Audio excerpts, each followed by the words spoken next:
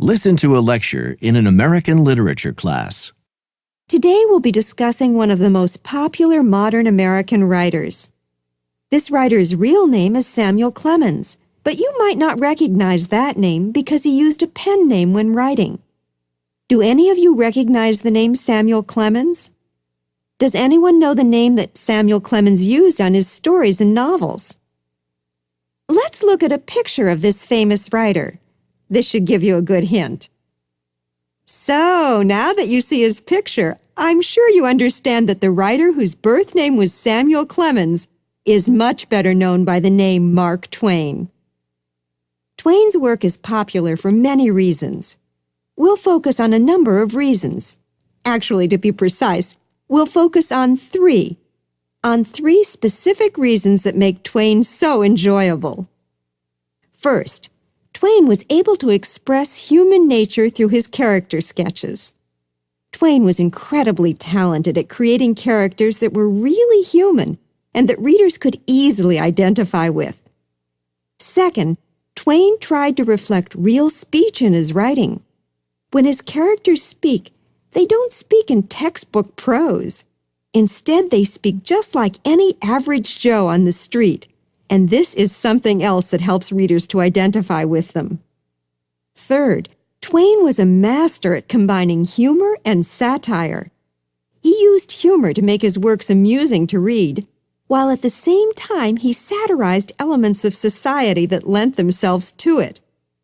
Today, I'll give you a brief introduction to the three works we'll read by Mark Twain and show how each of them is a terrific example of one of the characteristics I just mentioned. The first is a short story called The Celebrated Jumping Frog of Calaveras County. This is considered his best early work because it's the first work that demonstrates his ability to develop very human character sketches. In this story, we find marvelous descriptions of various frontiersmen as they take part in an unusual competition. And I'm sure you can guess from the title of the story just what this unusual competition was. The second is a book, Huckleberry Finn.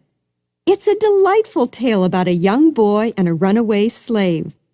It's famous as the first American novel that reflected real speech. Twain manages to capture in written form the language as it was spoken in homes and in the street.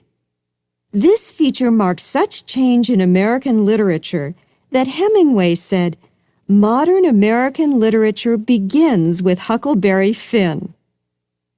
As a young man, Twain spent 5 years as a steamboat pilot on the Mississippi. The events in Huckleberry Finn reflect Twain's intimate knowledge of the Mississippi. It was also during his time on the Mississippi that Twain claims to have developed his knowledge of human nature, because he had the opportunity to come into contact with all kinds of people while he was working on the river. He later said, "It was through this brief schooling that I became acquainted with all different types of human nature." Our last book, A Connecticut Yankee in King Arthur's Court, is one of Twain's most skillful combinations of humor and satire. This book is one of Twain's later novels, and his later works tended to be increasingly satirical. A Connecticut Yankee in King Arthur's Court is a satirical comment on the Industrial Revolution. Twain felt that a very unwelcome result of the Industrial Revolution was that it made people insensitive toward other human beings. As you read these three works, notice the way he uses words that reflect real speech, his ability to write character sketches that capture the essence of each character's human nature, and his use of humor and satire. For Friday, please read The Celebrated Jumping Frog of Calaveras County, and begin reading the first 10 chapters of Huckleberry Finn, which we'll begin discussing next week.